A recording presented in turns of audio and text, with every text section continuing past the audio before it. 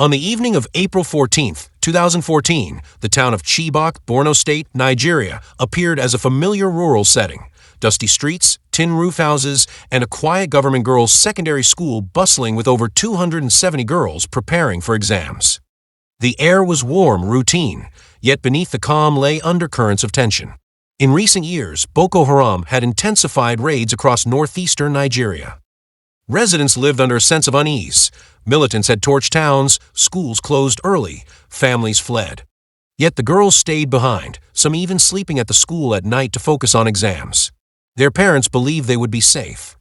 But safety was a fragile illusion.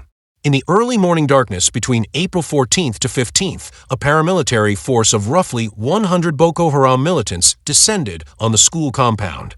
Masked, armed, and ruthless, they advanced under the cloak of night. Eyewitnesses report a terrifying calm before the onslaught, no warning sirens, no alarm. Militants broke the fence, overpowered guards, and secured exits.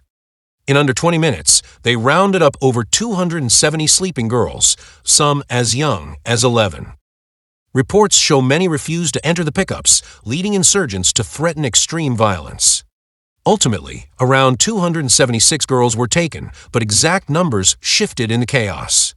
The kidnappers left on a convoy of 7 dusty pickup trucks and motorbikes, speeding into the dense Sambisa forest, their numbers eclipsing local security.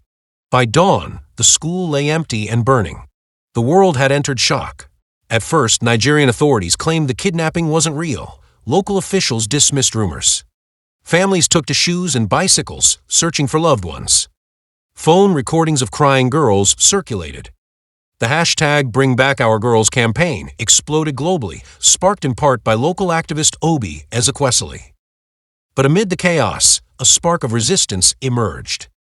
57 Nigerian schoolgirls escaped their captors within hours of being taken. As Boko Haram vehicles sped toward the Sambisa forest, some girls made the daring choice to jump off the trucks, landing hard on the dirt. Others slipped away during moments of confusion, hiding in bushes and thickets.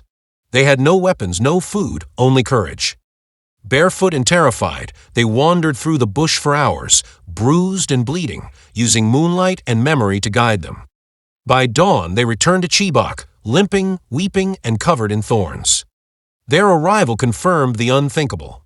They brought the first eyewitness testimonies of the abduction. Masked men, trucks, shouting in Hausa and Arabic, guns pointed, girls screaming. It was no longer a rumor or a tribal issue. It was a national crisis. The stories of the escapees spread like wildfire. People took to the streets. Protests erupted in Chibok, Maiduguri, Abuja, and eventually around the world. Mothers wore red head scarves in solidarity.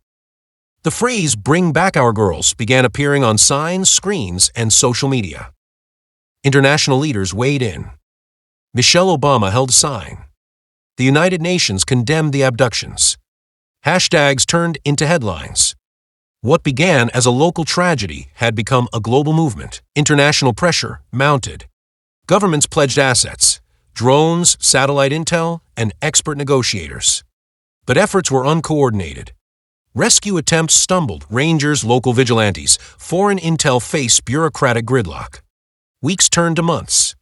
Militants released propaganda videos, girls singing Islamic songs, some recounting forced religious conversion. Meanwhile, the Nigerian military scrambled to respond. Intelligence briefings pointed toward Sambisa Forest, Boko Haram's stronghold. Surveillance drones picked up heat signals in dense thickets. Rescue teams were dispatched. But the terrain was treacherous, and Boko Haram had a head start. Time passed, but outrage only grew. The world was watching. And Nigeria had no choice but to confront the horror that had emerged from its own soil. The Chibok abduction in April 2014 was not just an operation, it was a pivotal moment. Boko Haram demonstrated an ability to strike deep and hold high-profile captives to shift global narratives. Its impact transformed Nigeria's security approach and sparked renewed focus on global girls' education and women's rights. Some girls were rescued, some escaped, but many remain unaccounted for. Chibok remains a symbol of both tragedy and resistance. It spurred military reforms, spawned international coalitions, and inspired tens of thousands to stand for education. For deeper insight on the Sambisa forest rescue missions, the transformation of Boko Haram, or the long-term healing in Chibok, watch our upcoming videos in this series.